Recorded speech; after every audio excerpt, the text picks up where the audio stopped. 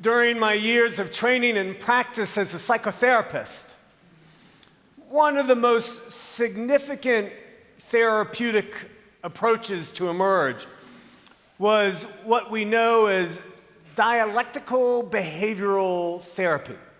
For those of you who are aware of sort of the timeline of this approach, yes, I really am that old. For those of you who aren't aware, don't ask, all right? But maybe you've heard of it. Maybe you've even benefited from it. Thousands upon thousands have. DBT, as it has come to be called, focuses on the development of four skill sets. The first is the skill set of mindfulness. The second is a tolerance for stress and distress. The third is heightening interpersonal skills, relational skills. And the fourth is the skill of emotional regulation, managing our reactivity. The Yale website describes the goal of DBT as this: it is all about helping people change patterns of behavior, emotion, thought, and interpersonal interaction associated with the problems of their daily lives. And it goes on to say that word dialectic, it's a strange one, but that word dialectic is defined as finding a balance between two seemingly opposing concepts: acceptance and change. That is, helping individuals learn to accept themselves, their emotions, and their thoughts as they are, without judgment, and at the same time working toward making positive changes to build a life worth living. I don't know about you, but I think we all could benefit from a little DBT, especially right now as we are navigating this global season of uncertainty, of stress and distress, of relational polarization and alienation, and of just emotional rawness. A little DBT would be helpful. I also think that this DBT understanding is helpful as we navigate our journey through Advent. Maybe some of you have been making this journey through Advent to Christmas for years and years. Maybe some of you are in a faith community where the season of Advent is a new thing. But let's just be clear that these next 4 weeks are more than a run-up to Christmas. These next 4 weeks, they invite us to hold together these tensions. They invite us to imagine the joy of a baby being found in a manger, and also to consider the prospects of Jesus' coming again, of a whole new world order. Do you hear the tension in the two? If you were listening to the gospel I just read, and you were expecting to meet Mary, or expecting to have your heart warmed by, I don't know, Elizabeth and Mary and their encounter and all of that good stuff, not so much, right? Wait for it, it'll come. But we don't get it on the first Sunday of Advent.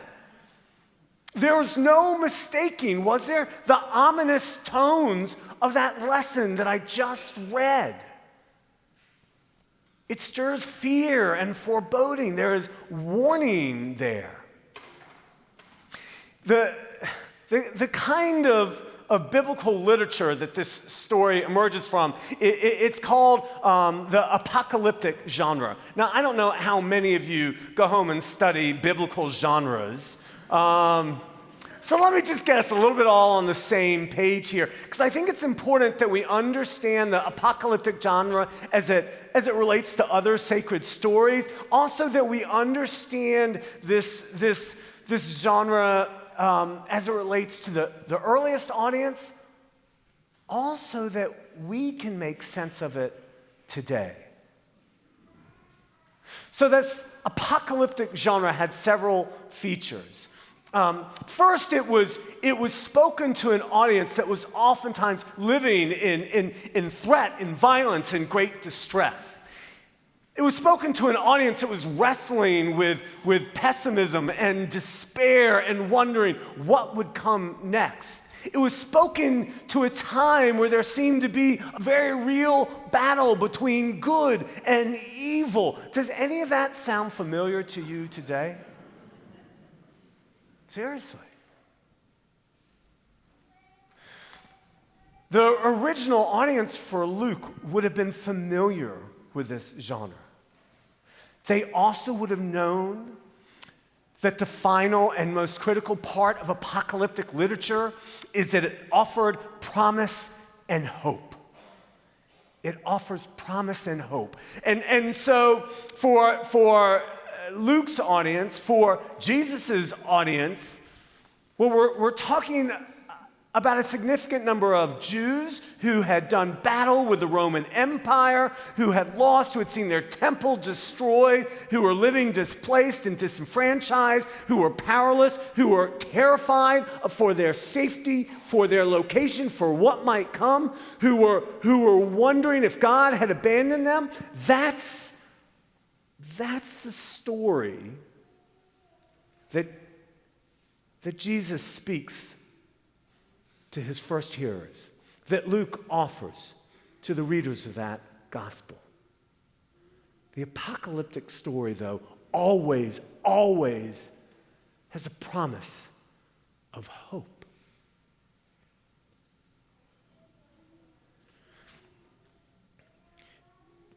Dialectical behavioral therapy invites us to wrestle with a both and orientation instead of an either or, a both and. And this season of Advent calls us to a both and, to a focus on the baby that's going to be born in the manger, and a journey through a time that is filled with struggle, with pain, with hardship, a time that seems to invite despair or at least pessimism, and to imagine hope. Both and, not either or. You know, I think that we can get caught up during this run-up to Christmas where we can feel at odds because, you know, there's all this Merry, Merry and ho-ho and tinsel and all of that good stuff. Well, what if we're not feeling so Merry, Merry? What if we're not feeling so ho-ho? What if the Hallmark movies aren't your thing? I can't imagine.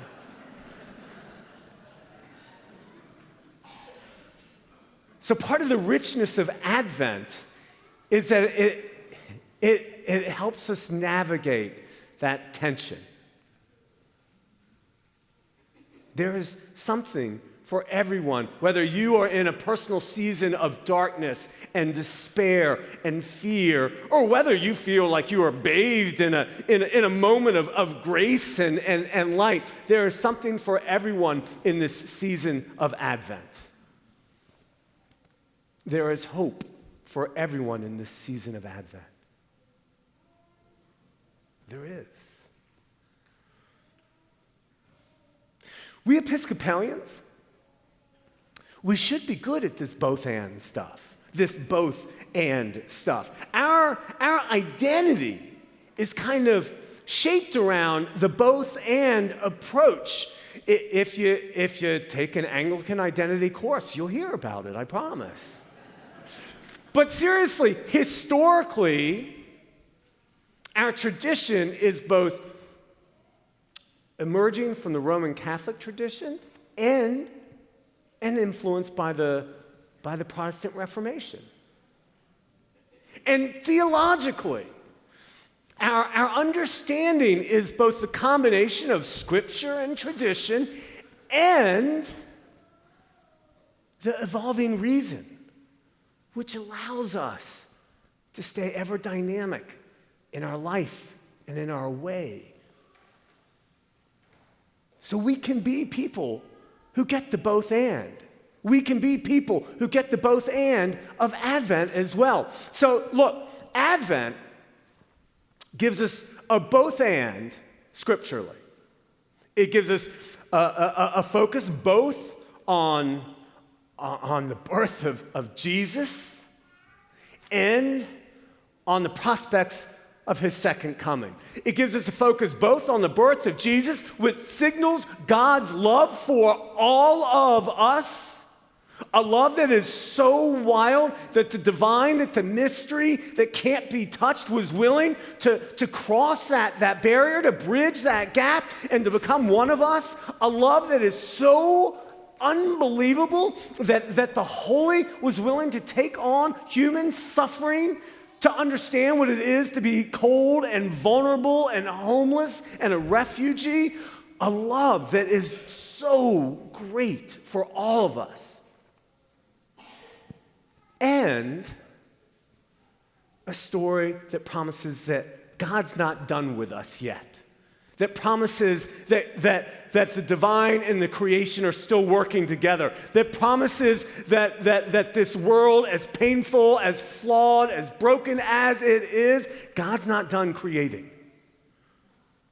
That promises us we can have hope for a new world. A hope that gets a little stronger each and every Advent. Hope that gets a little closer to being realized each and every day. Scripturally, there's a both and here. Theologically, there's a both and here. Theologically, there is the reality that we live in a broken world, that we experience pain and suffering, that there is a division that's driven by anything from greed and self-absorption to all the isms, from sexism to racism, and the phobias from homophobia to xenophobia and everything in between. There is that theological reality that we are living in an imperfect world. And there is the theological promise that God can transform the world one person at a time, one relationship at a time. Advent speaks about a both and emotionally. There are the emotions of fear, of distress, of struggle, of pain. For some of us, even now, of worry, of grief, of loss, of loneliness. And there's the emotion of hope, of possibility, of joy, of grace. Advent calls us to weep and to wonder. And I think Advent, sort of practically, there's a both and to Advent too, because look, we are both being sort of challenged to scurry about and at the same time challenged to be still. How many of you were scurrying about on so-called Black Friday? How many of you are going to scurry over to the Christmas market? It's a great thing. Please do. But there's a pace to it, right? How many of you are scurrying to get that right gift, to wrap that right gift, to decorate your house? How many of you will be scurrying to go from one event to another, one Christmas party to another? How many of you will be scurrying to write one sermon or another? Okay, that's just... So there's a scurrying about. But hey, Advent also calls us to be still. To be still so that we can hear the whisper of the angels saying, to you this day a child is born. For you, there's the promise of peace.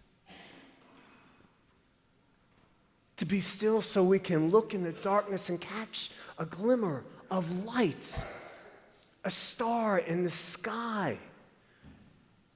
To be still so that we can marvel at the songs that we sing.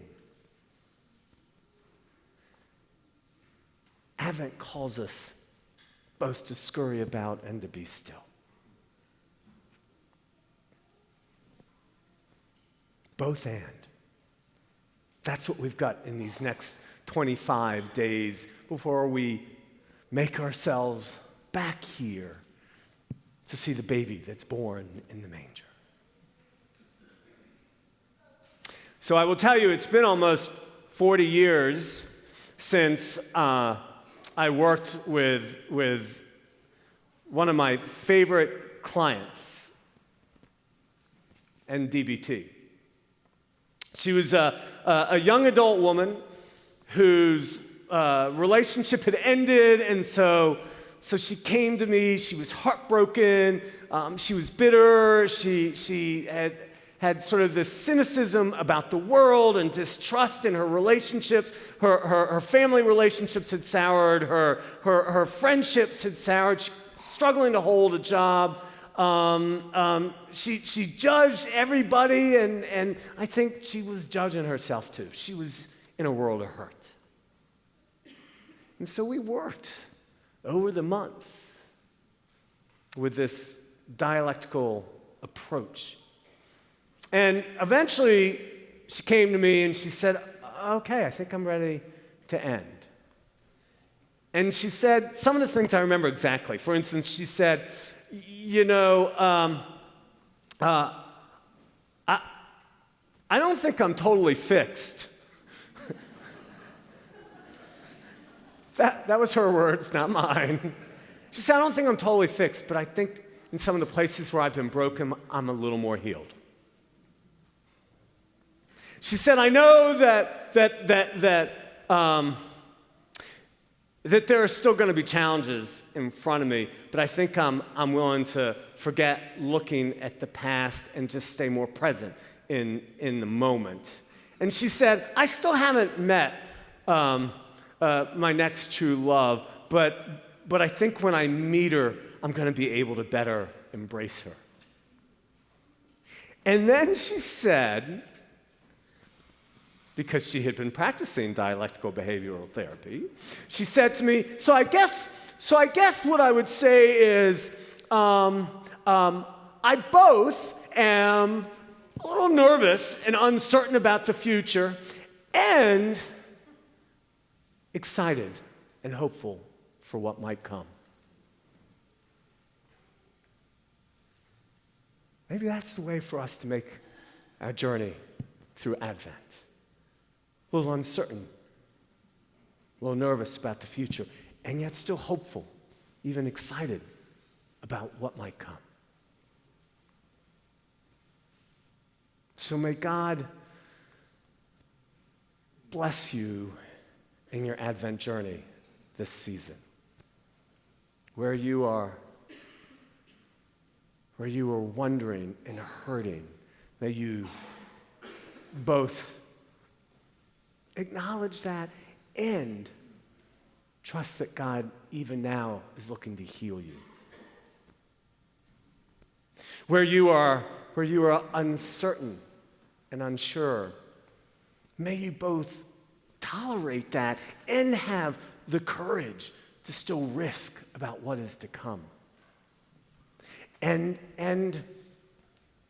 where you are eager to celebrate Christmas and the birth of this baby in a manger, may you both know that that is a sign that you are beloved beyond your wildest imaginings. And may you believe that you are so loved right now.